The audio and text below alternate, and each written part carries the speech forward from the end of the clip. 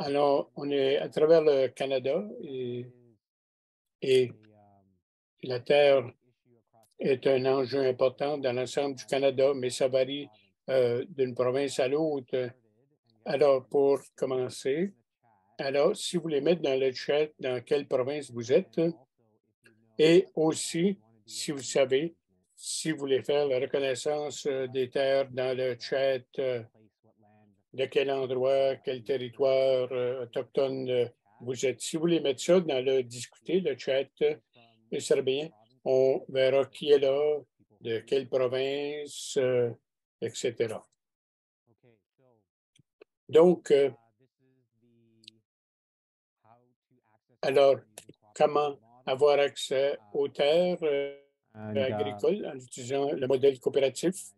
Ça a été organisé par le Comité des terres agricoles de l'UNF, qui fait partie d'une série qu'on a eue depuis un an, de différents styles similaires de webinaires avec des gens à travers le pays pour discuter sur les gens de propriété des terres, qu'est-ce qu'on veut faire, qui est impliqué, quels sont les défis et comment maîtriser tout ça. Aujourd'hui, je suis le modérateur, Antonio. J'aurai fini dans peu de temps. Je vais présenter Heather, qui vient de la Cooperative First à Saskatoon. Elle a beaucoup d'expérience avec les coops. Elle amène ces connaissances-là et ses expériences. Et on a Heather, et je cherche son nom de famille. Heather Pritchard a beaucoup d'expérience dans l'organisation de plusieurs choses, l'alimentation, les terres, les coopératives. Donc, on va apprendre beaucoup aujourd'hui. Et Chris fait partie de la coopérative. Alors, c'est Chris Botner, c'est la plus grosse ACS de 400 membres, c'est fameux. Alors, c'est notre panel aujourd'hui. Notre format général, c'est essentiellement une présentation. Ensuite, un panel avec des questions. Donc,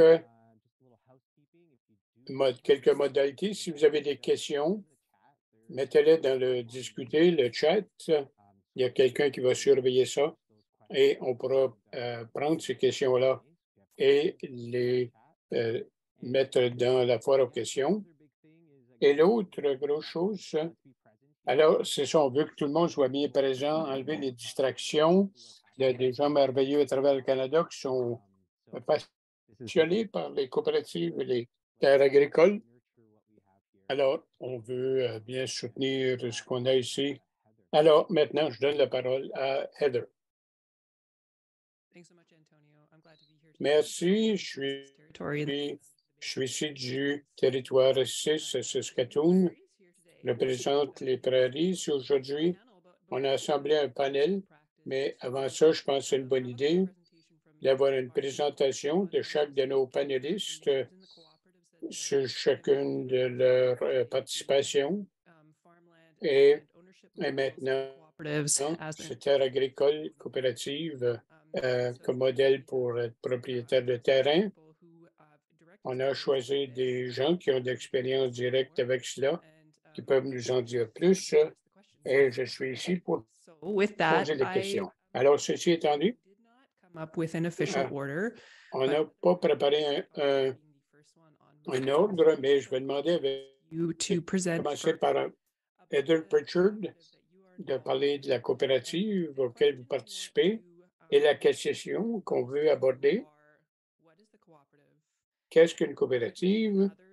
Pourquoi vous et d'autres l'avez formée? Comment ça fonctionne? Et après ça, une discussion en panel pour poser d'autres questions. Donc, à toi, Heather, c'est à toi. To check in with you, is this a 5 or 10 minutes? You can Je take comprends de 5 ou 6 minutes. Je dirais de 5 à 10 minutes. Yeah, my name is Heather Pritchard and I Donc, Heather Pritchard, J'habite sur une coopérative, le territoire de la nation Kawana. On a commencé en 1976 l'idée de notre coop et ça fait longtemps qu'on est là. Et Habitat pour l'humanité, il y avait un groupe d'études, surtout de professionnels et de gens de services publics qui parlaient des communautés et qui parlaient des idéaux à propos de la communauté. Pourquoi est-ce qu'on en parle encore? On devrait faire quelque chose. Et ça a fait en sorte que les gens ont commencé à parler de communauté, former une coopérative, acheter une ferme dans la vallée du Fraser et commencer à bâtir, à mettre sur pied une coopérative d'habitation.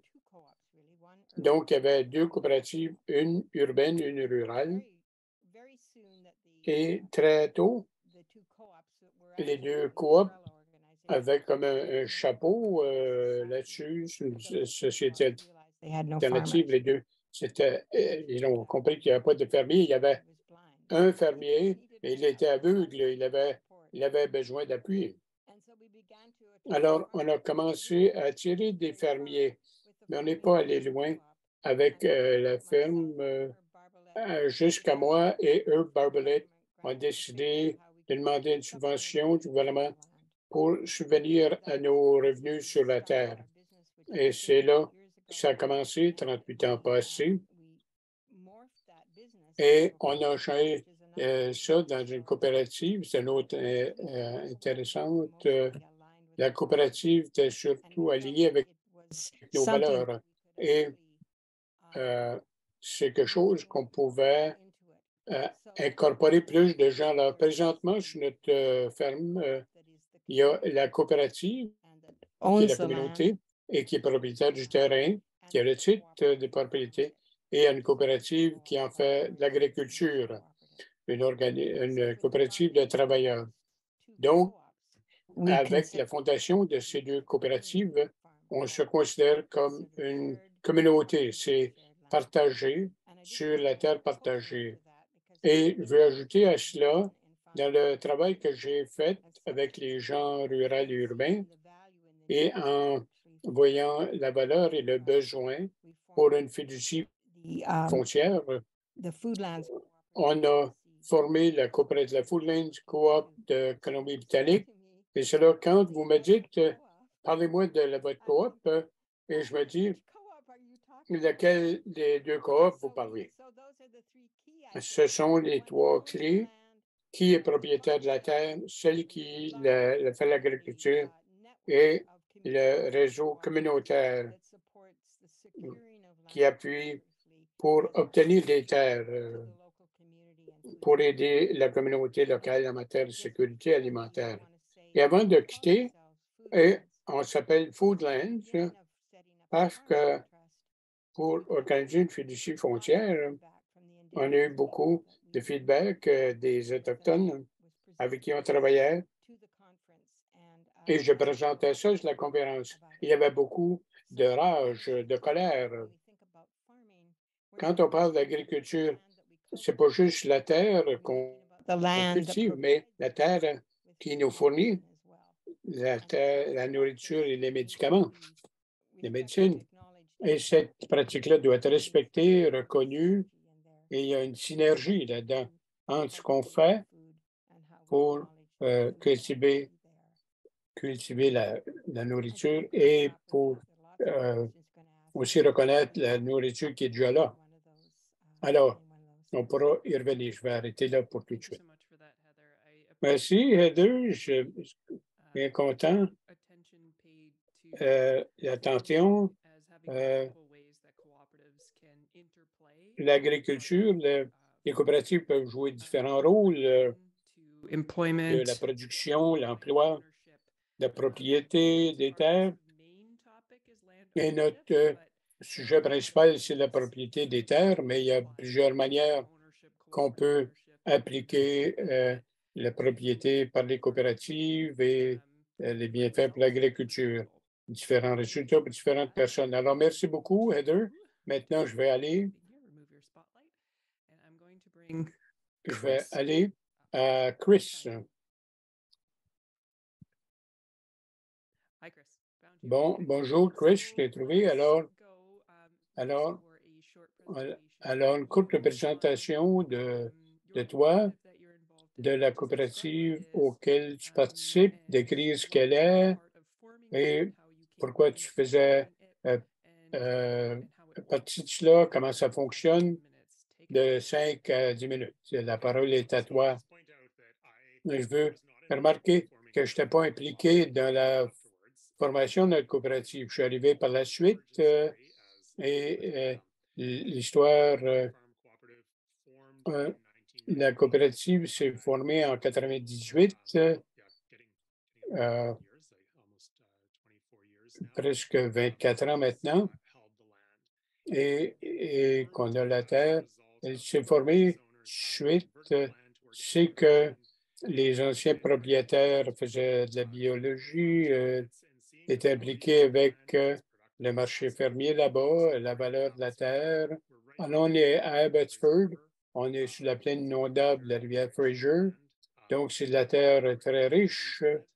En fait, ce qu'on est capable de produire, ils ont vu la valeur. Ils ne voulaient pas que la terre soit juste matière de finance pour les biens immobiliers. La terre valait 490 000 un demi-million. Les propriétés comparables vendent presque 11 millions de dollars. 50 acres, et c'est une réalité en Colombie-Britannique maintenant qu'on ne peut pas, et presque dans l'ensemble du Canada, on ne peut pas payer pour la terre en juste faisant de l'agriculture. Alors, c'est un peu subversif d'enlever la terre des milieux, des immobiliers, c'est que la coopérative soit disponible aux fermiers, un taux abordable aussi pour le logement, pour qu'ils peuvent se permettre de faire de l'agriculture, de vivre là et d'en faire l'intendance pour la coopérative. Alors, la coopérative ne fait pas de l'agriculture. Son but, c'est de détenir la terre. Et à ce niveau-là, c'est une structure légale, comme une coopération, un individu.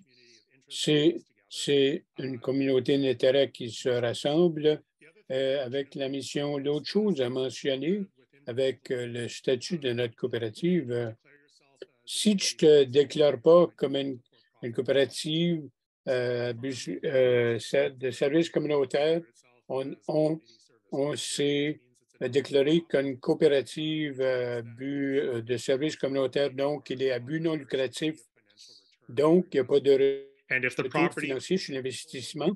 Et si la propriété n'est jamais vendue, ce qui reste serait donné à un organisme similaire.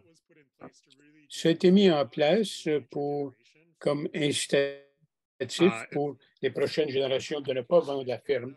Donc, on n'a pas de mécanisme au Canada. J'ai travaillé avec Heather là-dessus, les défis qu'on a.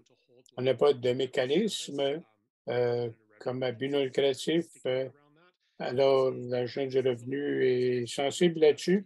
C'est un modèle, une expérience, comment est-ce qu'on peut faire ça comme communauté d'intérêt pour que les terres agricoles soient abordables.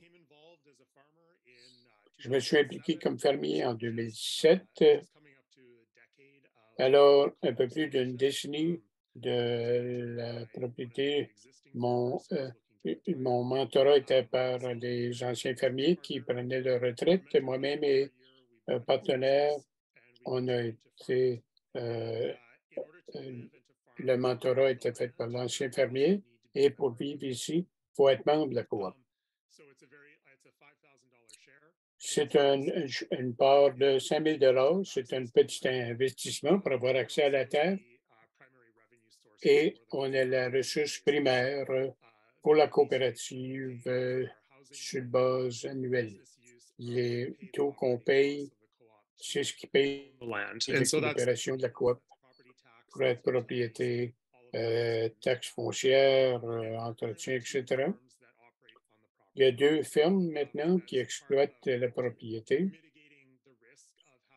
pour atténuer les risques d'avoir juste une personne, il y a eu un désir d'avoir au moins 2 entreprises agricoles et du point de vue commercial, c'est bon, on partage l'équipement et on peut considérer tous nos marchés et on fait ça sous le nom de notre coopérative, le partenariat des 2 entreprises en utilisant le même nom de la coopérative.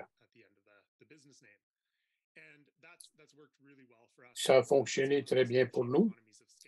On a fait des économies d'échelle pour l'accès au marché et l'achat des intrants.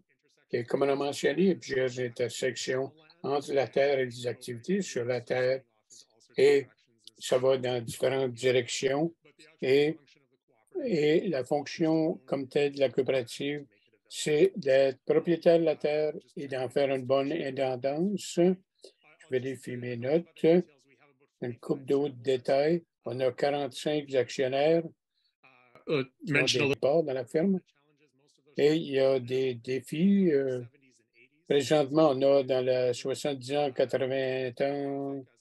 Donc, c'est une démographie plus vieille dans l'ensemble.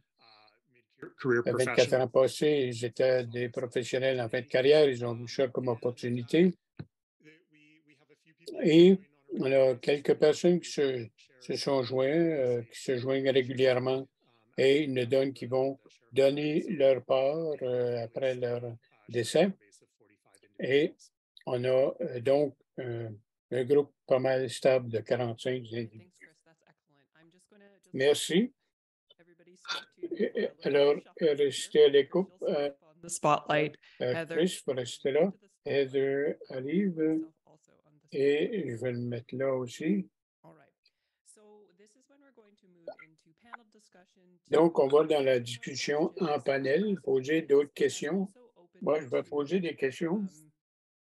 Je suis également ouverte à mettre mes questions en bas s'il y en a d'autres dans le chat qui ont des questions. C'est un éditoire probablement qui veut savoir des choses et qui a plusieurs questions pour le groupe. Alors, n'hésitez pas et je vais surveiller le chat. Peut-être qu'on ne pourra pas aborder toutes les questions, mais on fera de notre mieux pour envoyer des réponses par courriel à ceux auxquels on ne peut pas répondre aux questions. Alors, on va vous répondre d'une manière ou d'une autre. N'hésitez pas à les mettre dans le chat. Donc, on va commencer avec une question des facteurs clés qui mènent au succès. Je voulais poser cette question-là. J'ai entendu de vous deux qu'il y avait des aspects dans cette équation-là qui permettaient que ça fonctionne pour Glen Valley, l'intérêt des propriétaires de donner. C'était un don, c'était une vente, mais à un prix plus bas. À la valeur du marché à ce moment-là, il y a un propriétaire qui décide de vendre la terre à la valeur du marché, à la valeur marchande, mais au fil du temps, ça demeure de la terre agricole. Je pense que Foodland a le même objectif, qui ne va pas viser de grands ristournes, là. Alors, on détient la terre de manière différente. Je vais parler de certains des facteurs. Si vous voulez acheter plus de détails, comment ça a été possible que ça puisse se produire? Quels sont les facteurs clés qui ont fait que votre coopérative soit un succès? Et comme Heather disait, tu es impliqué dans plus d'une coopérative, tu peux en parler. Comment c'était possible de réussir?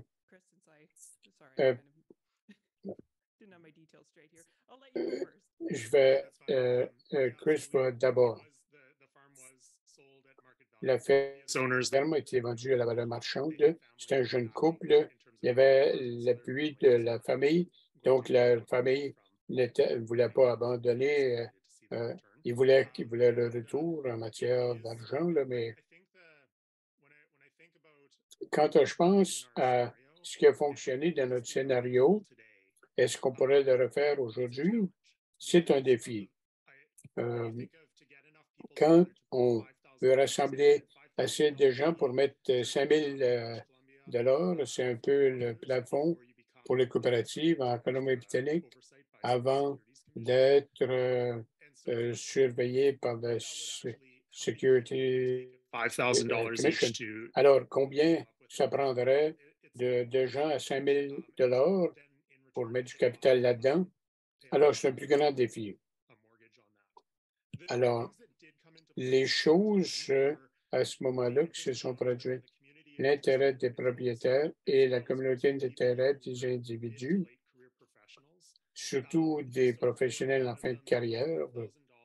Alors, pour mettre 5 000 comme dans une ferme, pour beaucoup d'entre eux, c'était de tout simplement encaisser des poids termes. Donc, ils avaient le capital pour faire ça sans trop de crainte associée au risque. L'autre chose qui était cruciale pour que ça fonctionne, en bout de ligne, c'est que VanCity, la Caisse populaire VanCity a fait l'hypothèque pour la coopérative. Il n'y avait pas vraiment de modèle pour cela. La coopérative d'Adler est à peu près à 20 minutes de chez nous, mais il n'y avait pas beaucoup d'exemples. Et donc, on veut prendre un peu de crédit pour que VanCity a décidé de reconnaître les coopératives, différents moyens de fournir de la sécurité, qu'il y avait tant de gens qui contribuaient de l'argent et qui voulaient la réussite du projet. Donc, ça a été plus crédible et c'est une assez grosse institution qui ont pu avoir des hypothèques qui étaient compensées. Donc, quand on parle des membres, avoir la bonne communauté d'intérêt et ensuite le but commun. Et au tout début, la coopérative et l'idée de la coopérative a attiré beaucoup de gens avec beaucoup d'idées. Durant la première décennie, il y avait des gens qui avaient des rêves, des attentes. La réussite éventuelle, c'est basé. C'était surtout d'une bonne intendance de la ferme. Si les gens veulent faire d'autres choses, ils peuvent faire une proposition, un bail, utiliser les installations. Mais alors, pour la coopérative, c'est d'être propriétaire de la terre. Donc, c'est une base très simple et c'est ce qui a mené au succès. Très bien. I can segue to that. Et moi, je peux aller à ça, les suites. Beaucoup de ce que Chris a dit à propos de Glen Valley est vrai pour Fraser Common Farms aussi. Et on était, plusieurs d'entre nous étaient de ces gens d'intérêt-là qui ont contribué des parts. Et un des grands succès, c'est qu'ils ont travaillé ensemble, ils ont mangé ensemble, ils se rencontraient ensemble. Donc, il y avait une combinaison de bâtir les relations entre eux. Et je ne pense pas que je puisse dire plus fort que tout ça est basé sur bâtir des relations. Et une des raisons pour laquelle VanCity voulait faire l'hypothèque pour Grand Valley, c'est parce que c'était un membre qui travaillait pour VanCity, qui faisait partie de la coop, qui est un membre de la coop. Donc, ces interrelations-là sont importantes, sont cruciales, importantes. Alors, pourquoi est-ce qu'on est un succès? C'est qu'on veut perpétuer l'agriculture sur cette terre-là, mais pas perpétuer l'agriculture tout seul en tant qu'individu, mais plutôt comme collectif. Alors, toutes les coopératives qui font partie de Foodland ont également un but commun. Dans ce sens-là, ils sont surtout des fermes et sont là pour la sécurité alimentaire et ils ont des entreprises ils peuvent vendre les produits de leur famille. Il y a une variété, il y a différentes fermes communautaires, un éco-village, éco-logement, il y a différents modèles que Glen Valley et d'autres font. On veut que ça continue à perpétuité. Très bon point. Des buts bien définis, se rencontrer régulièrement, financement, pour ceux qui sont au courant de ce qu'est une coopérative, comment ça fonctionne. Alors, ils ont été incorporés, ça fait un bout de temps, mais le même est vrai pour les coopératives maintenant. Mais chaque situation est un peu différente. Alors, si on parle un peu des défis, et vous pouvez parler.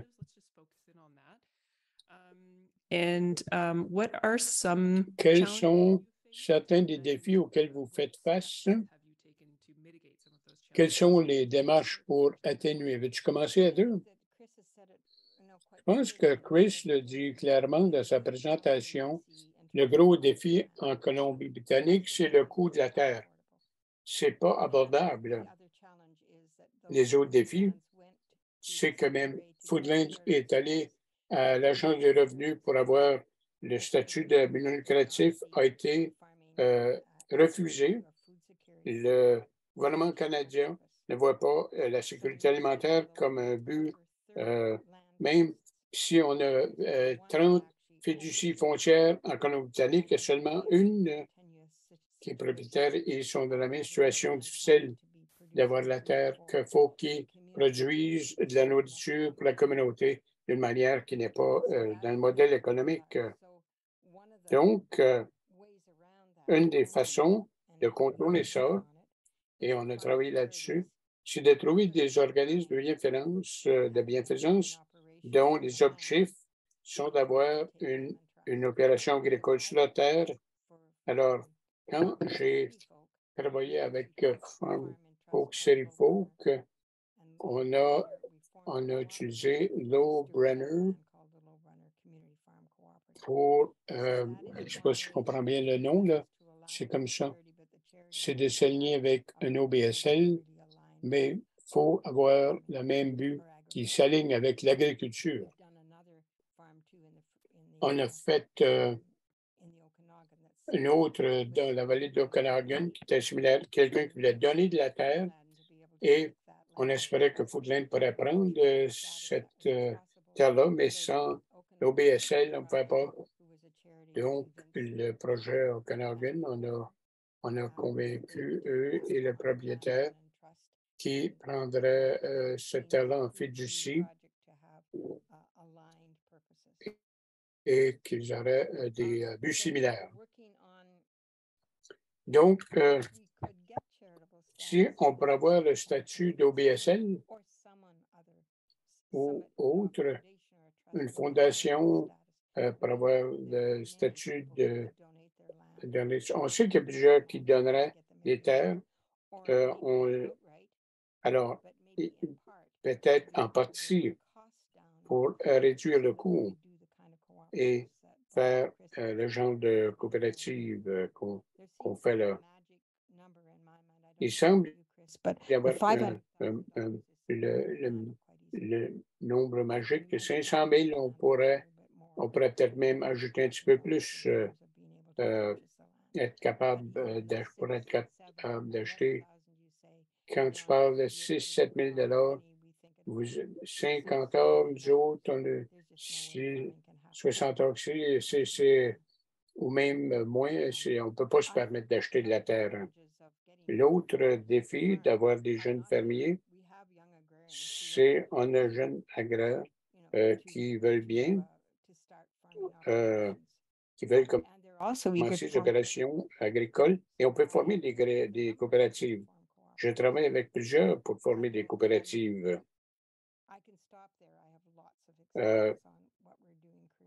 J'ai plusieurs exemples. de ce qu'on fait. Et on y reviendra. Chris, qu'est-ce que tu dirais au niveau des défis pour la coopérative, les démarches?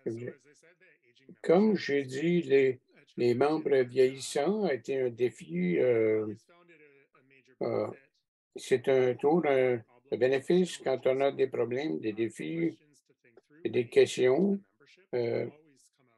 On vient. On ressort de notre rencontre avec nos membres avec de bonnes solutions qu'avec un plus petit groupe. Alors, c'est un très beau bienfait de notre organisation, de notre communauté d'intérêt. Ceci étant dit, avec une membriété qui est plus vieillissante, on a planifié pour ça. À un moment donné, on a fait de la planification de succession.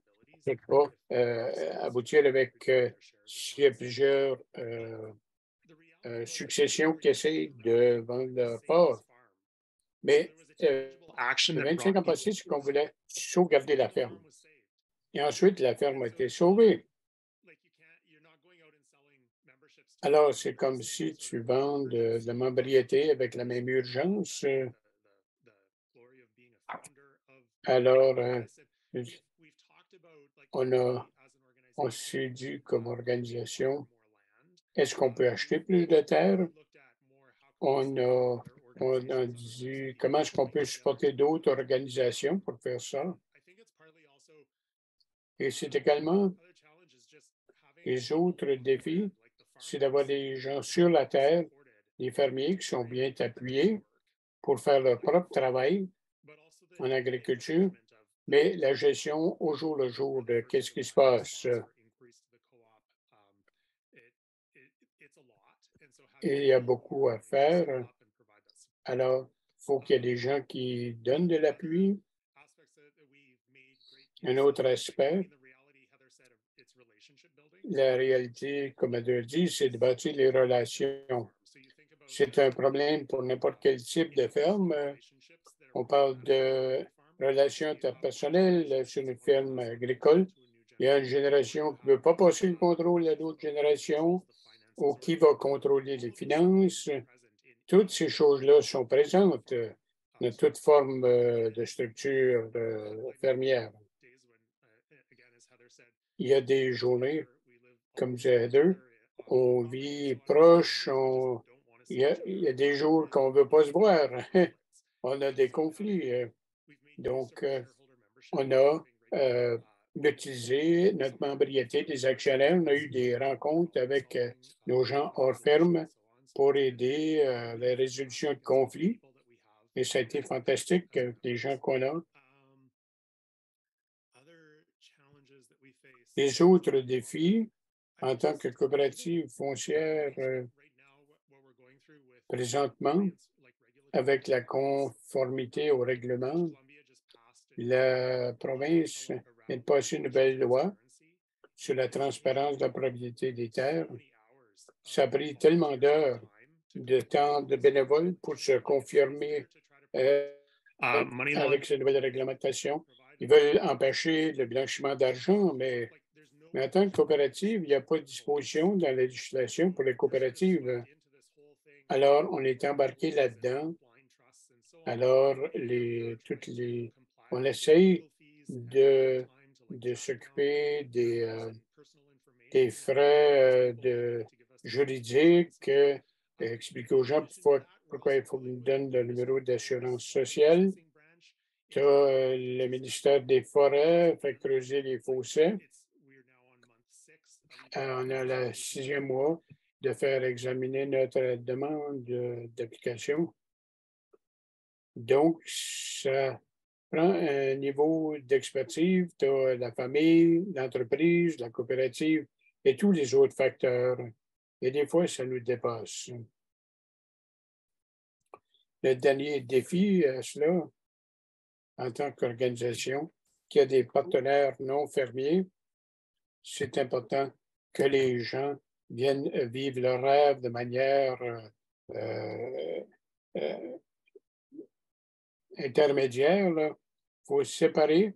Les entreprises s'occupent de leurs entreprises et louent de la coopérative. Nous, on donne de l'appui comme on peut.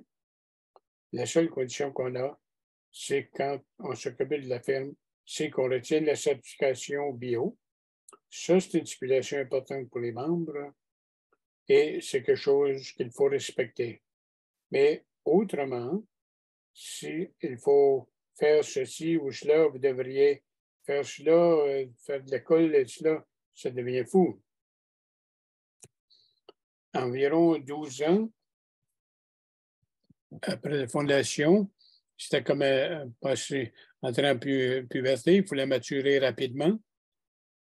Il y avait des enjeux potentiels qui arrivaient vite, les attentes de qu'est-ce que devrait être la ferme et la réalité de ce qu'est vraiment la ferme, qu'est-ce qu'elle peut livrer, ce que les gens sont capables de faire. À travers ce processus, on a perdu des membres. Ils ont dit, ah, c'est pas pour ça que j'ai embarqué, je voulais faire ceci, et c'est seulement cela. Pour le reste, dans notre nous, c'était presque au jour le jour. C'est pour pas que ce soit dans le bien du mobilier, qu'on continue l'agriculture, c'est du succès. Tout le reste est un boni. Donc, c'est la terre agricole qui est cultivée et ça nous aide à garder la réalité.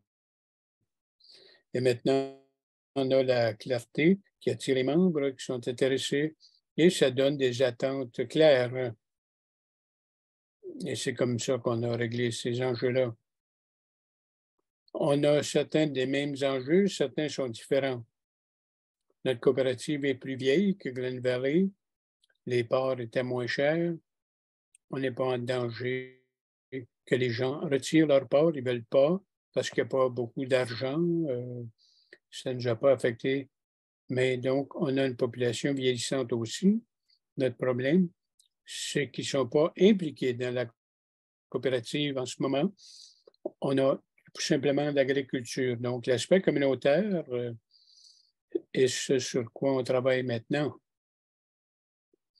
Présentement, on veut attirer la population vieillissante dans un projet qu'on appelle Memorial Gardens. Le jardin commémoratif, c'est une place pour reconnaître les gens qui ont contribué à la communauté et on a eu une subvention pour faire ça à travers New Horizons. Donc, on a eu toute une vague d'intérêt, beaucoup de nostalgie, mais un intérêt important. On a également de nouveaux membres qui veulent devenir membres parce qu'on est surtout un groupe agricole. On n'a pas eu la capacité ou l'intérêt. Pourquoi on voudrait amener de nouveaux membres? On n'a pas plus de logements à leur offrir, mais alors on veut réenvisionner notre ferme pour renforcer la communauté, l'engagement de la communauté là-dedans. On n'a pas de problème du côté agricole. On a toujours séparé cela. Et c'était comme ça dès le départ. On était très clair que les fermiers feraient leurs propres décisions à propos de qu'est-ce qu'ils feraient, à qui ils vendraient. On a eu des débats au début avec les membres de la coop qui voulaient faire partie de cela, de cette prise de décision. Mais on s'est dit que ça ne fonctionnerait pas. Et je pense que Chris, c'est probablement la même chose. Il ne faut pas que les gens fassent de l'interférence avec l'aspect agricole, mais on veut de l'appui pour les fermiers et que les fermiers sentent qu'ils font partie de la communauté. Ce sont des défis. Ce sont les défis pour les fermes qui ont une longévité sur notre ferme. Moins de 2 ans qu'il nous reste pour payer l'hypothèque.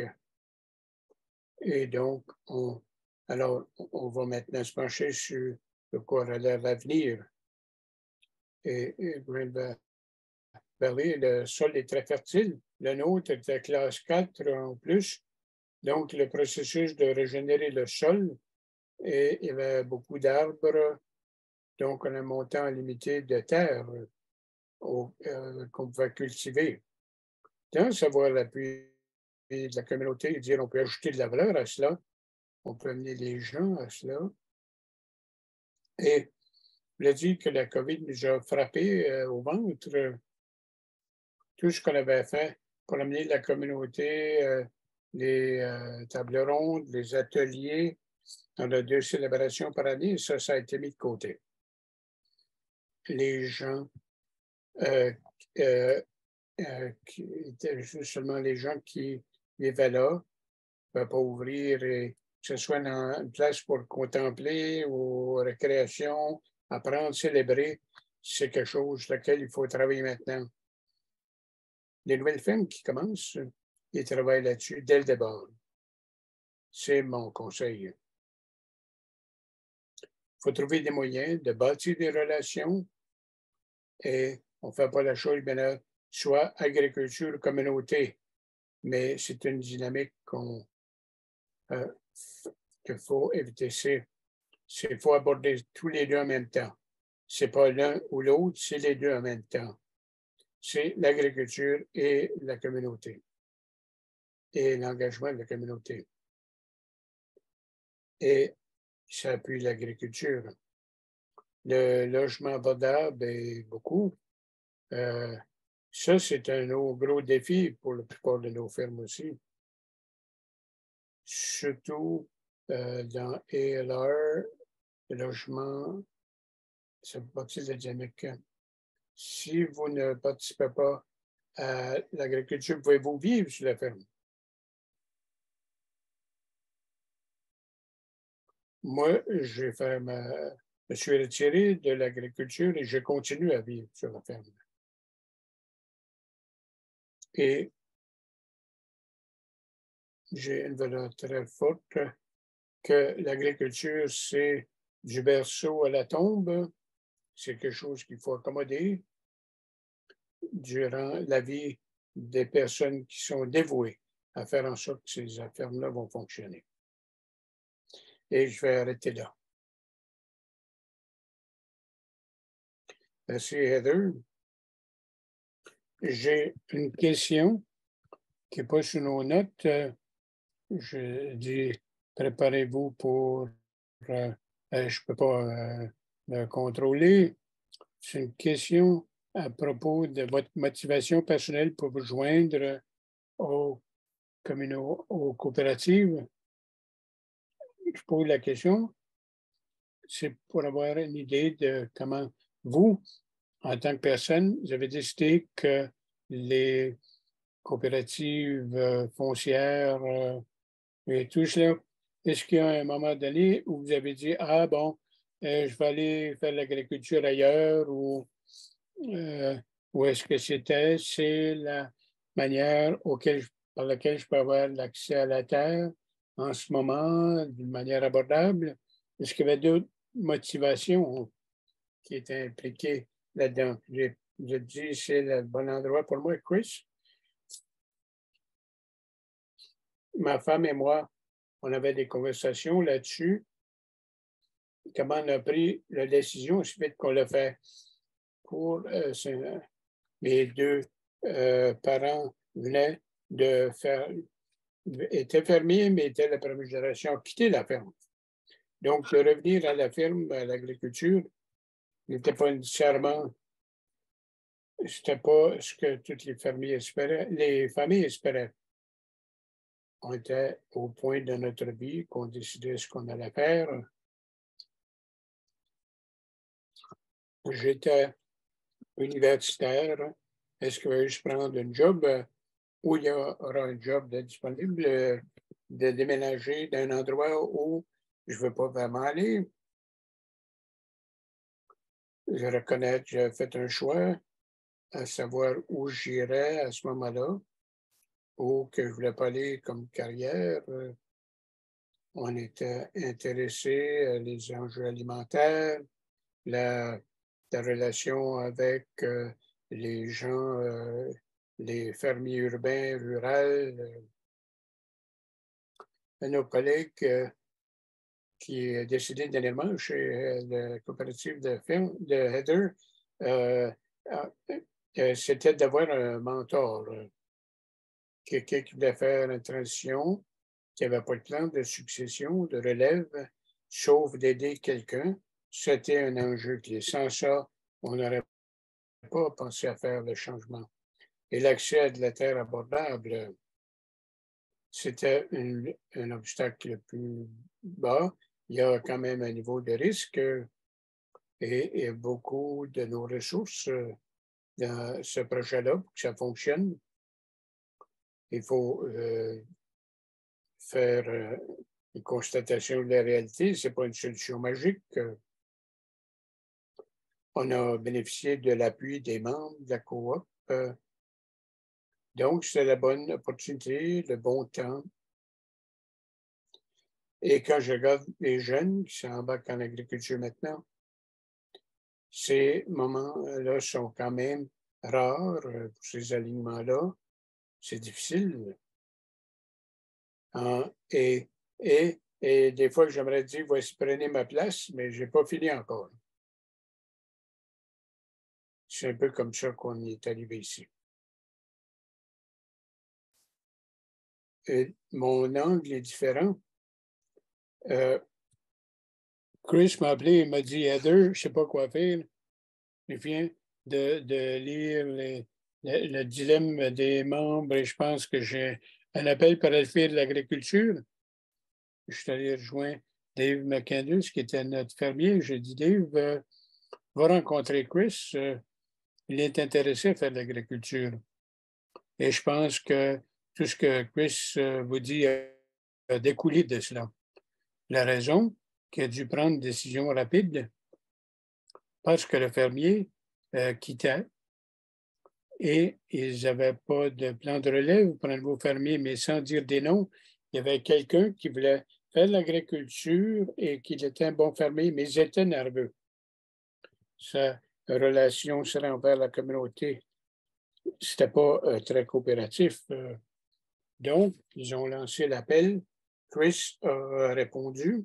Ils ont donné la job à Chris parce qu'il était prêt à faire de l'agriculture, avoir du mentorat pour le fermier là, mais il était un très bon communicateur et il croyait dans la communauté. Donc, une coopérative agricole, ce n'est pas juste de faire de l'agriculture, mais de le faire collectivement. C'est de coopérer avec d'autres personnes. Et Chris comprend ça, il y a ça. C'est un bougeur, un agent de changement. Moi, je n'ai pas choisi de faire l'agriculture.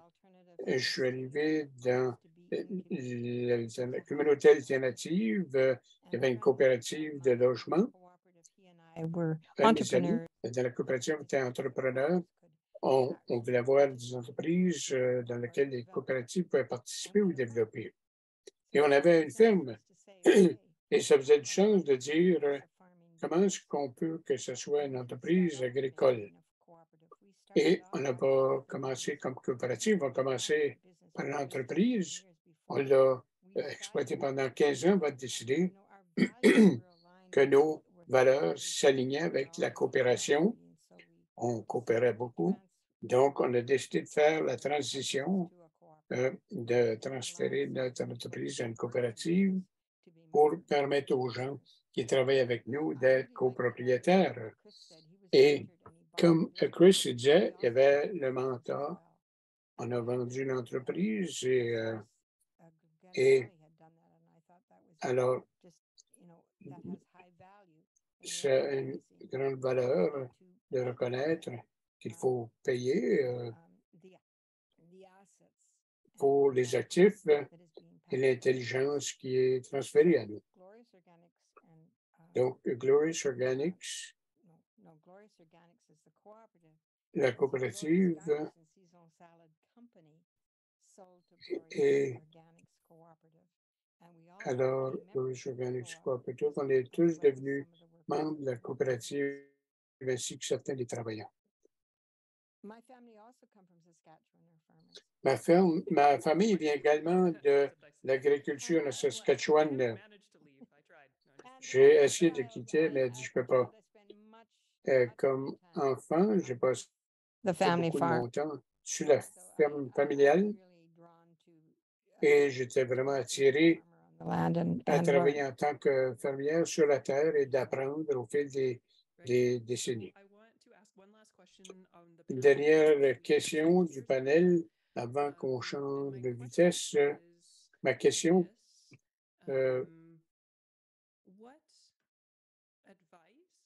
quel conseil ou pensez que vous auriez d'être impliqué dans une coopérative foncière depuis le temps que vous le faites pour comme incitatif à ceux qui aimeraient être impliqués dans une coopérative foncière? Peut-être c'est de louer de la terre d'une coopérative foncière, ou c'est quelque chose que je pourrais faire, ou qu'on puisse acheter ensemble, former une coopérative foncière. Si quelqu'un venait vous parler là-dessus, comment de nos jours est-ce qu'on pourrait que ça puisse se produire? Et on parle de la vente des biens immobiliers, des terres en Colombie-Britannique, peut-être le faire ailleurs, parce que c'est trop dispendieux. Quel conseil est-ce que vous donneriez à quelqu'un qui penserait à cela? Alors, Heather, on a la question souvent. Essentiellement, je dis, faites-le. As if you were a cooperative for a year. Alors, après que vous soyez une coopérative pendant un an, après une saison complète, et ensuite, vous décidez si vous voulez vous marier. Être une coopérative coopérée, c'est un processus actif, c'est un verbe actif. Alors, une coopérative, c'est une structure. Il y a beaucoup de gens qui coopèrent, mais qui disent qu'ils n'ont pas décidé de former une coopérative. Il faut qu'il y ait une raison de former une coopérative. Mais au lieu d'en parler, il y a beaucoup de rencontres, tout cela, c'est de le pratiquer. Et j'ai eu du feedback de 2 coopératives qui se forment maintenant, à qui j'ai parlé 2-3 ans passés, quand je parlais aux jeunes agrariens. Il y en a qui dit, on a pris ton conseil, on a trouvé de la terre, on a travaillé comparé, et maintenant on veut formaliser. Et qu'est-ce qu'on fait à partir de maintenant? C'est possible encore, selon où vous êtes, en Colombie-Britannique, d'acheter de la terre ou de trouver un propriétaire qui veut investir avec vous, qui est un autre exemple d'une coopérative qui est formée, et avec le propriétaire qui veut contribuer ça comme partie d'investissement et faire partie de la coopérative. Il y a des gens qui ont de la terre privée. On a une coopérative comme ça. C'est un propriétaire privé qui a formé une société. Essaie de figurer comment transférer la terre à la société. Alors, il y a toutes sortes de créativités possibles. Mais oui, il faut le faire, même si tu trouves de la terre à louer pour commencer à faire l'agriculture ensemble. Vous allez savoir rapidement. J'ai travaillé avec un groupe une dizaine d'années passées qui a fait cela. Et il y a 2 gens qui restent, seulement 2 personnes du groupe initial. Il y a plusieurs qui ont trouvé qu'ils n'étaient pas compatibles. Une fois que ça a été mis en marche, ils ont quitté, mais d'autres se sont joints. Donc, c'est une pratique. Je dirais que d'établir des buts, d'avoir des objectifs clairs, une vision commune, quand je suis dans le plan, dans une planification stratégique et quand ça va s'effondrer, on peut dire, durant les gens ont une mission, des objectifs un peu vagues. Il y a des gens qui veulent vraiment que ça fonctionne, mais ils ne savent pas vraiment ce qu'ils veulent accomplir. Donc, c'est important d'être clair, très important pour attirer des gens qui comprennent ça. Il y a des gens qui peuvent être intéressés dans le projet, mais très peu qui vont s'embarquer complètement. Ce n'est pas comme une élection, tu essaies d'attirer des votes. Et on t'a demandé, voici notre appui. Alors, venez comme client, quoi que ce soit, mais ce que ça vous prend vraiment, ce qui va, pour le groupe qui va tenir la tête, c'est une compréhension commune de pourquoi vous êtes là, pour aller de l'avant.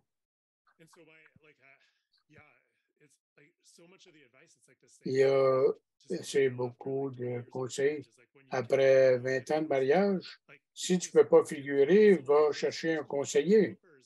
Il y a des développeurs de coopératives, il y a des gens qui aident à planifier le renouvellement. Il y a des gens qui font ça à temps plein. Alors, ne formez pas une coopérative tout seul. On a fait le travail comme Britannique pour que notre programme, à travers le ministère, va appuyer les coopératives, les groupes de fermes qui s'assemblent pour former des coopératives. Il y a un développeur de coopératives. Ce sont des choses qu'on a faites. Peu importe où vous êtes.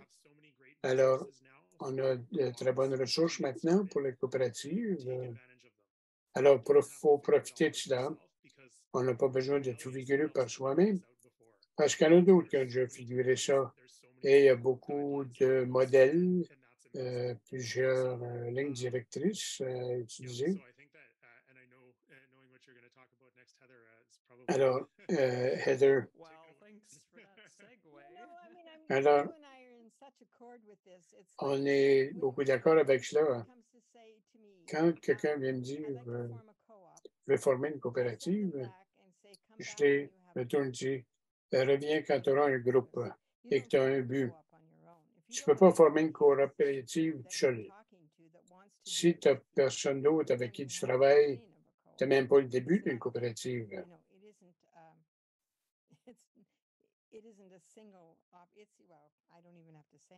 Je n'ai pas besoin d'en dire plus, mais si plusieurs disent je veux former une coopérative et qu'il n'y a pas de relation avec les gens qui ont un but commun,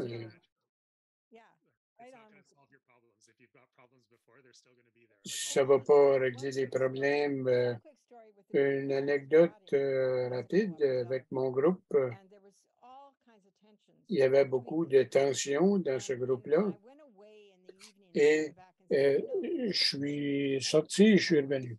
J'ai dit, vous devez former 2 coopératives. Il y en a d'entre vous qui veulent juste faire de l'agriculture. C'est très clair pour vous. Vous pouvez juste faire de l'agriculture. Il y a les autres qui veulent aller à l'université, impliquer la communauté, sécurité alimentaire, faire l'éducation. Donc, on a formé 2 coopératives. Et alors, une coopérative de travailleurs, une coopérative de services. Donc, on a Growing Opportunities qui donne des opportunités pour gens comment produire leur propre nourriture parce que les buts n'étaient pas alignés. Alors, c'est ça, les buts des individus étaient clairs, mais dans ce cas-là, ça a pris 2 cours. Alors, peut-être une petite farce. Les gens arrivent avec les idées et beaucoup de différents objectifs. C'est ça, tu n'as pas besoin de former une coopérative pour tout gérer. Non, il s'agit de segmenter en différents groupes. Et l'autre chose, c'est que si tu n'as pas de groupe, les gens que les aspects techniques vont être la partie difficile, mais souvent, le plus gros défi, c'est de trouver d'autres personnes. Alors, organisez votre groupe de départ, impliquez-les. Et parfois, les gens attendent pour impliquer d'autres. Et si ces gens-là sont si importants que vous êtes copropriétaire avec vous, alors il faut les impliquer dès le départ. Attendez pas d'établir votre vision. Les impliquer plus tard. C'est mieux de les impliquer dès le départ. Je ne veux pas nous ralentir.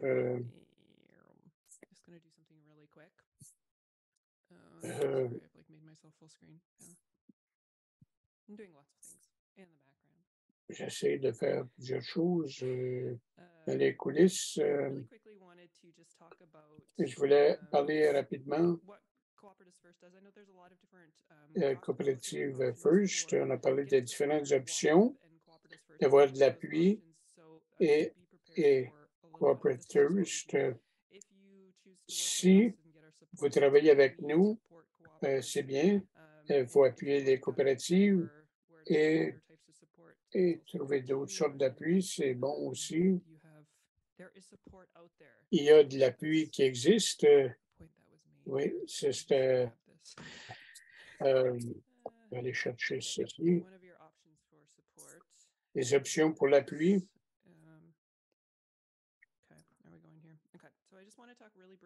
Je veux parler brièvement de ceci. On ira aux questions. Cooperatives First vous dire ce qu'on fait. Je veux remercier l'UNF de nous avoir invités. J'ai parlé du comité des terres agricoles. J'ai suggéré qu'on ait un webinaire à propos des coopératives et tout cela. On dit oui et on est content d'avoir cela. Sur les coopératives, on a un groupe de gens, on est basé à Saskatoon et on appuie les gens qui démarrent des coopératives, peu importe le type. On a parlé plutôt des enterrements écologiques, un groupe de sages-femmes aller jusqu'à une coopérative pour les enterrements, les funérailles écologiques. Donc, du berceau à la tombe. Donc, il s'agit de trouver une coopérative qui s'aligne avec vos buts collectifs. On est financé pour faire ce travail-là dans l'Ouest du Canada. Donc, il n'y a pas de charge pour ce qu'on fait. Si on appuie l'incorporation, on peut faire l'application et faire couvrir le coût. Alors, si quelqu'un qui arrive dit vous n'avez pas impliqué les coopératives, ça peut être incorporé comme à profit ou à but lucratif ou non lucratif. Il y a une responsabilité limitée pour les propriétaires membres. Un membre, un vote. Et on peut avoir plusieurs parts, différents types de parts. Consommateurs, pour les travailleurs, différentes façons de fragmenter ça. On peut recevoir des subventions éligibles aux subventions, des prêts, des hypothèques, aller chercher de l'équité de la part parmi les membres ou leurs actionnaires. Donc, l'essence des coopératives, selon moi, c'est que c'est un partage des décisions. Donc, alors, les dividendes, la décision, c'est un membre, un vote. Si vous avez des intérêts communs, les gens ont besoin de l'Internet.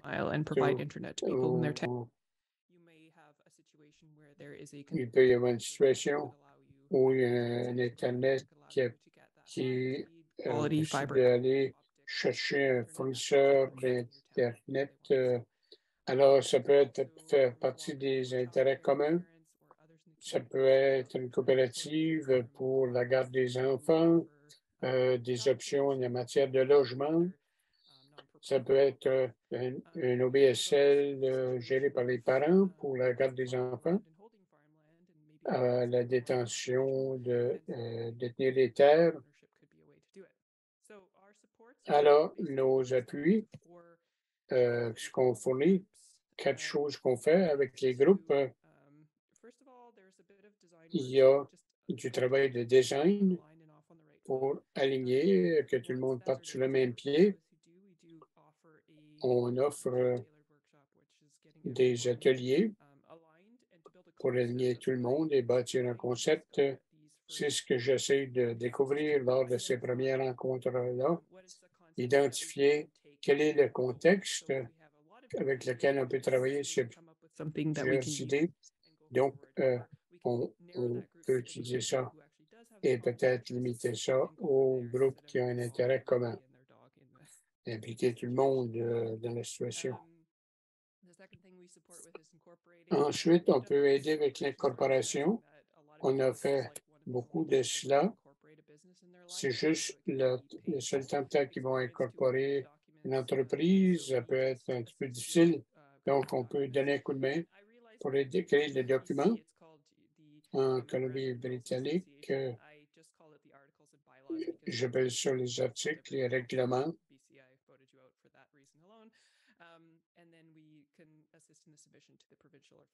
Alors, on peut soumettre comme inscription provinciale fédérale et on charge juste un taux de base de 400 $. Ensuite, on peut faire des conseils financiers, bâtir un plan d'affaires pour les coopératives à but non lucratif, mais que ce soit pour la garde d'enfants, ça ne veut pas dire que vous n'aurez pas besoin d'aide, subventions, avec du personnel, tout cela. Alors, même si on appelle ça un plan d'affaires, ça peut s'appliquer aux OBSL. Alors, un montant limité qu'on peut fournir par année, celles qui ont la priorité sont une matière rurale ou des projets autochtones. Alors, ça nous prend un concept sur lequel on peut bâtir et ça nous prend un engagement de 8 à 12 semaines pour se rencontrer. Et enfin, on fait de la formation des conseils d'administration et peut-être qu'un individu a besoin de faire l'apprentissage avant d'aller dans les enjeux plus complexes plus tard. S'assurer que tout le monde est aligné sur votre équipe, les ententes de membriété, recrutement, qui vous permettent de faire en sorte que impliquer les gens d'une bonne manière. On peut faire ça pour les coopératives, pour différentes coopératives. Alors, ceux qui sont déjà incorporés de 0 à 5 ans passés, on a des ateliers déjà préparés pour vous aider à participer et rencontrer des gens qui veulent former une coopérative.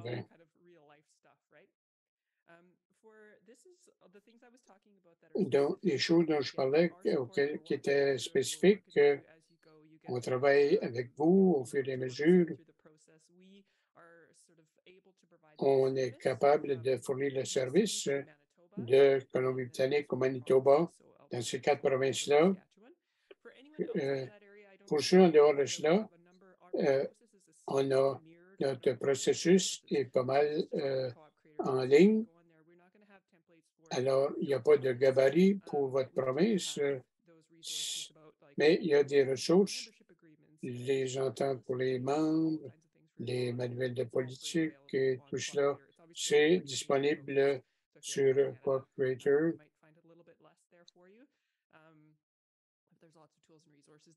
Il y a des outils, des ressources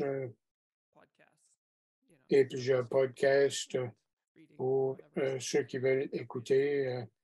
Alors, ce que je vais faire maintenant, Antonio, je vais t'amener ici aussi pour poser certaines des questions au panel.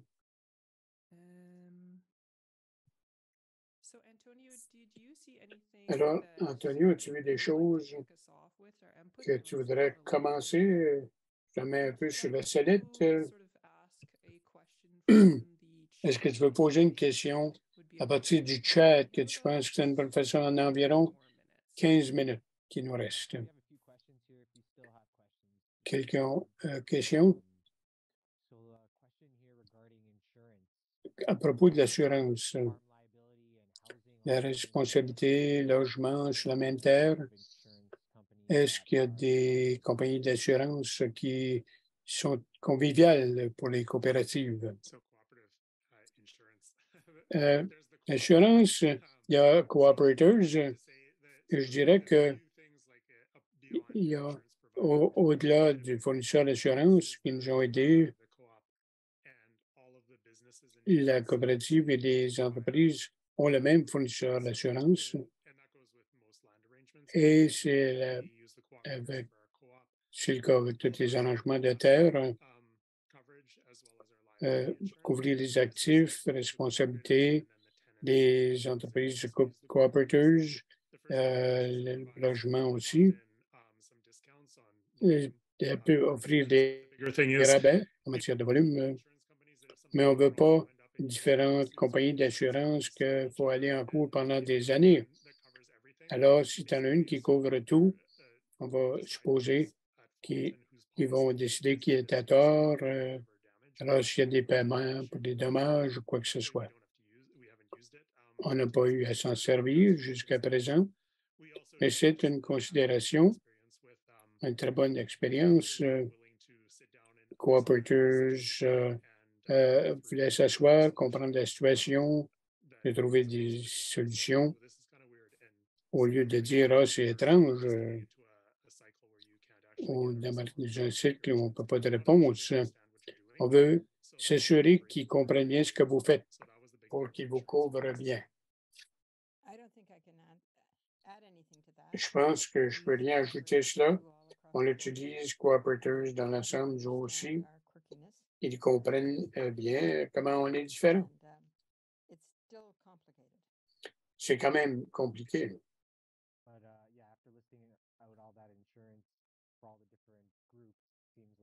Ouais, les différents groupes, les mettre sous un même chapeau, ça pourrait être compliqué autrement. Il y a une autre question ici, reliée comme les communautés autochtones et les individus impliqués dans la coopérative, ont besoin de coopérative. Qu'est-ce que vous en pensez? Je ne suis pas sûr au niveau de la question. Je pense que les coopératives sont alignées avec les valeurs autochtones. Je recommanderais que s'ils choisissent de formaliser comment travailler ensemble, la structure coopérative est quelque chose qu'il faut vraiment aborder de manière sérieuse.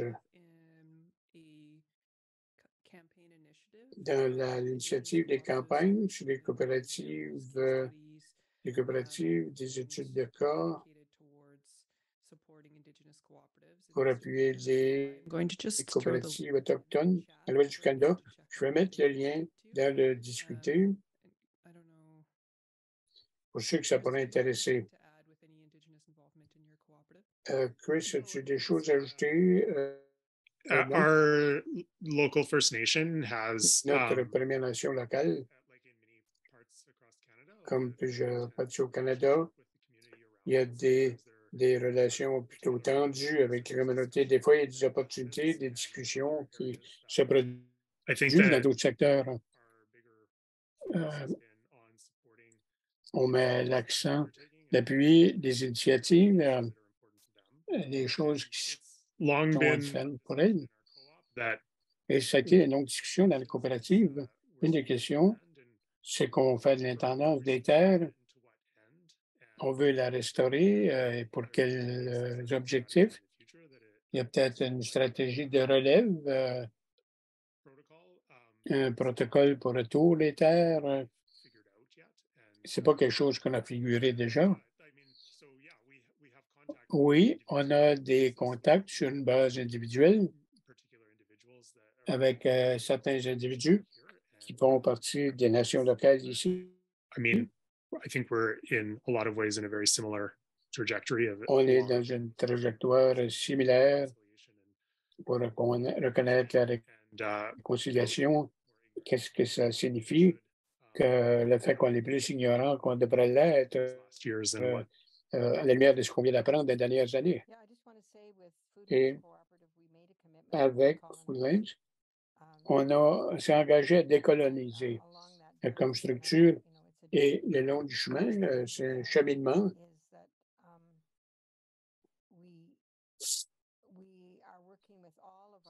Nous travaillons avec tous nos membres. On veut supporter les relations avec les Autochtones. Il y en a qui ça va très bien, qui ont des projets conjoints ensemble, d'autres qui commencent juste. Et écouter la terre, c'est un programme pour appuyer cela. Donc, c'est basé sur les endroits. C'est compliqué. Il y a différentes revendications territoriales. Alors, c'est d'aller chercher des gens inviter, les engager. Et on a de très bonnes anecdotes de ce côté-là. On travaille avec un fermier coopérateur où la plupart des gens sont des métiers. Donc, c'est un projet intéressant.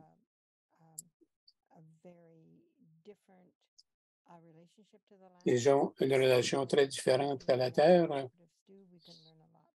et on peut apprendre d'eux. Quelque chose sur lequel on travaille maintenant, sensibilisation, un cours de sensibilisation à propos des Autochtones pour les conseils d'administration des coopératives plus tard cette année. Amener tout le monde sur la même page, comprendre l'histoire, être plus au courant de toutes les forces qui nous ont amenés où nous en sommes aujourd'hui, les démarches à mettre en œuvre à l'avenir.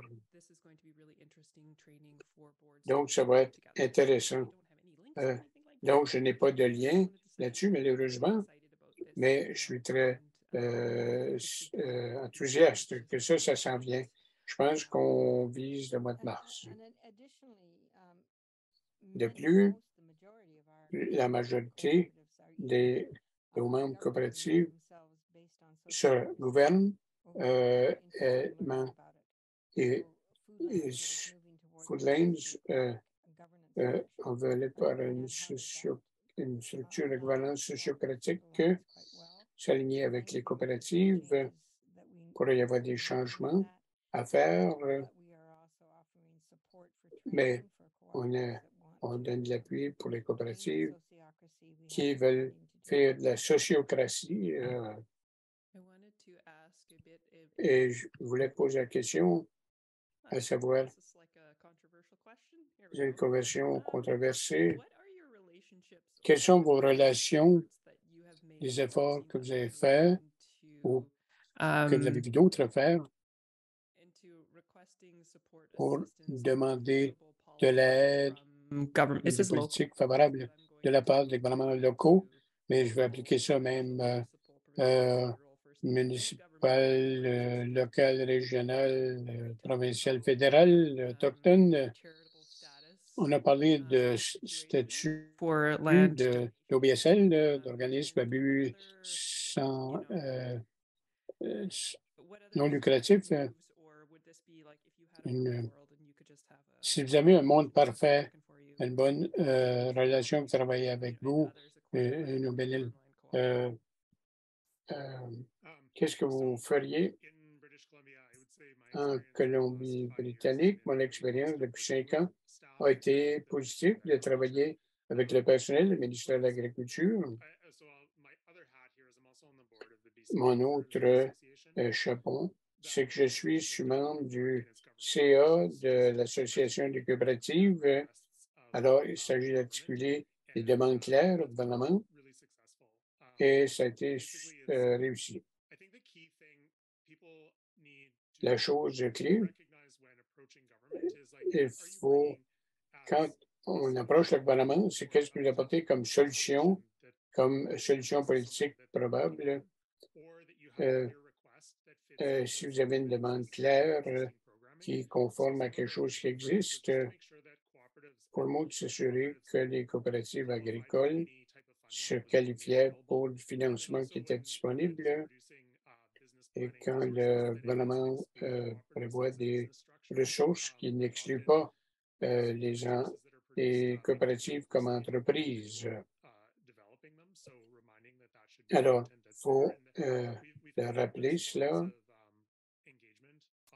On a eu de l'engagement au niveau du gouvernement. Le secteur coopératif en Colombie-Britannique, on a la Agricultural Land Reserve. Il peut y avoir des ventes à la ferme, la transformation d'aliments à la ferme. Peut-être que 50% du produit doit venir de la ferme ou d'une coopérative dont vous êtes membre. Donc, il pourrait y avoir des utilisations plus créatives des coopératives pour se servir de la réglementation existante. les coopératives, ça apparaît aussi dans les règlements municipaux. Quelles sont les opportunités qui existent? Identifier ce travail-là.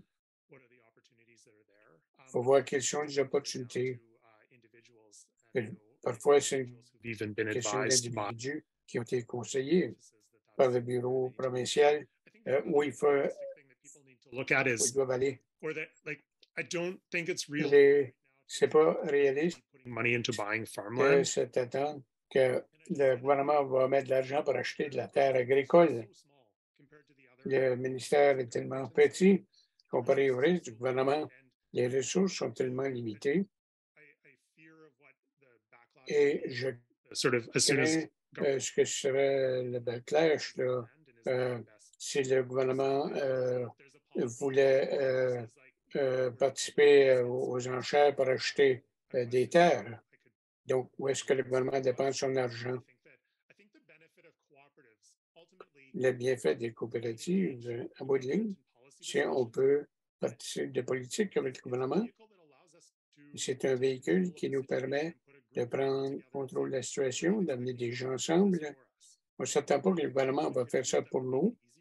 Il y a des choses que le gouvernement va faire faciliter les choses. Et en tant que communauté, individus et groupes, on a beaucoup de pouvoir pour accomplir des choses. Donc, c'est l'opportunité, c'est de rassembler, de faire des choses. Quand on comprend qu'on fait face à un mur, c'est là qu'on peut dire, écoutez, la réglementation ne fonctionne pas.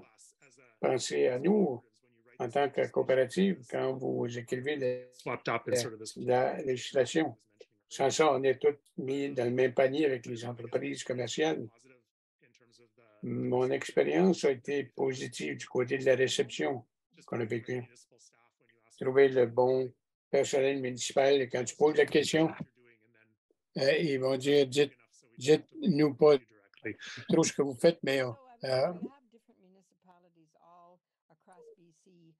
a différentes municipalités en CB qui prennent différentes positions. Comment convivial ils vont être avec les coopératives, mais une des choses qu'on fait avec le provincial, c'est qu'on a un groupe de travail, un très bon groupe de travail pour aborder le gouvernement à propos de logements coopératifs sur les terres. On a eu 3 rencontres avec eux maintenant. Ils travaillent étroitement sur comment on peut faire cela sous l'égide des législations actuelles, sans avoir à changer de législation. On pense qu'en bout de ligne, on aimerait des changements, mais pour l'instant, on essaie de travailler à l'intérieur des règlements. Et le gouvernement nous appuie de ce côté-là à travailler là-dessus. On pense que c'est très positif. Au niveau de la municipalité, on n'a pas besoin qu'ils aient besoin d'acheter de la terre. Ils ont beaucoup de terre. Dans la municipalité, ils ont une terre de 50 acres et ils ont exprimé que ça pourrait être converti en coopérative agricole. Mais on n'a pas abandonné. Là, pour l'instant, ils coopèrent pas beaucoup, mais on n'a pas abandonné ce projet-là non plus. Pour nous, une municipalité qui est propriétaire de terre dans la ALR ne vont pas développer d'autres choses de manière très facile. Et c'est là qu'on peut arriver comme alternative et comme projet. Très bien. Une autre question.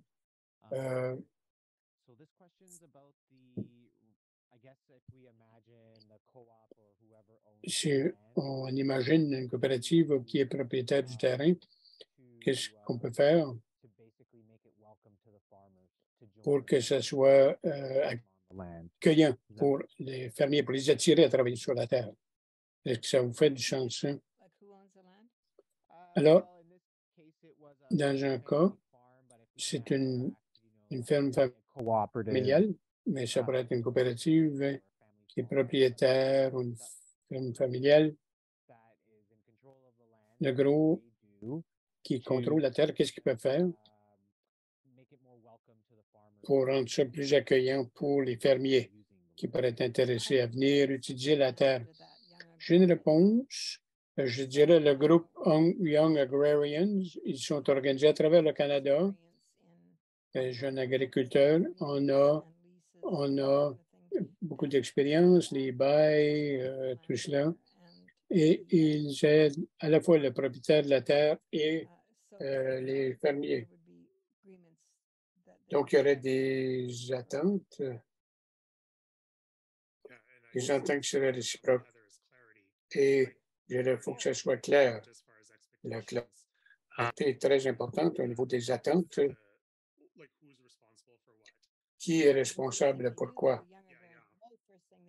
C'est ça la première chose qu'ils font, c'est s'assurer que c'est clair.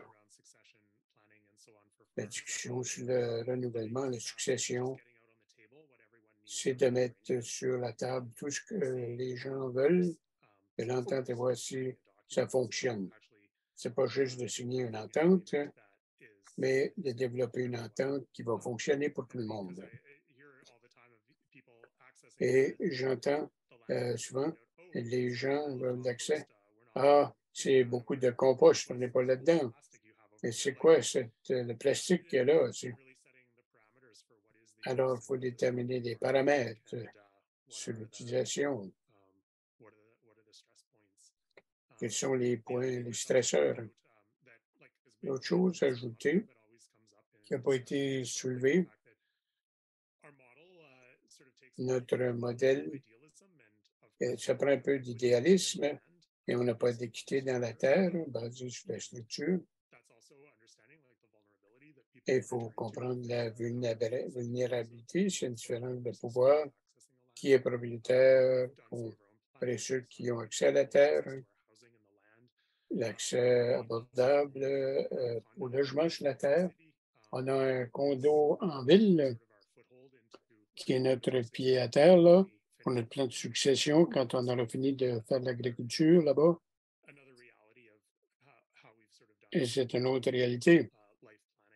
Comment est-ce qu'on a fait notre planification de vie? Et ce sont tous des choses à comprendre. Ce sont des choix de vie que les gens font. Quelqu'un qui fait de l'agriculture longtemps et les différents besoins, les différents temps. Donc, la clarté peut diminuer les stress. Yeah. Great. It's all Mais about bien, building trust and building a relationship too. c'est de bâtir la confiance et les relations. Nice. That's a good theme. Bon thème, donc. Really good. Ça a été très bien. Beaucoup de bonnes questions. So much for everybody. Merci à tout le monde d'avoir participé à travers le Canada. Et merci aux panélistes pour avoir appuyé ceci. Et merci donc à tout le monde